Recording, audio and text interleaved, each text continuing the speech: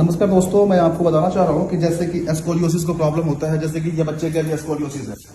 ये अभी मैं इनका ट्रीटमेंट कर रहा हूँ। अभी ये दूसरी बार आया ना मेरे पास? नहीं सर, थर्ड टाइम फाइव बार दूसरी सेकंड टाइम आया ना? हाँ। Second time. तो इनका अभी ट्रीटमेंट चलेगा और लगभग, और इससे पहले भी इनके फैमिली में इनके सिस्टर को सर्जरी हो चुका है, जैसे मैं दिखा रहा हूँ। उसके बाद में भी इंप्रूवमेंट कुछ नहीं। जैसे लोग देखते हैं कि सर्जरी, तो देखिए ये सर्जरी पूरा लॉन्ग स्पाइन, सर्जरी होने के बाद में भी इंप्रूवमेंट नहीं हुआ है। जो स्कोलियोसिस का कर्व था वैसे ही है। तो थोड़ा मैं इसलिए कहता हूं कि सर्जरी को अवॉइड कीजिए और एक्सरसाइज और फिजिकल थेरेपी और ये कैरोप्रैक्टिक का सेशन बीच बीच में थोड़ा लंबा चलेगा, इसको लीजिए। तो ये बहुत जरूरी है।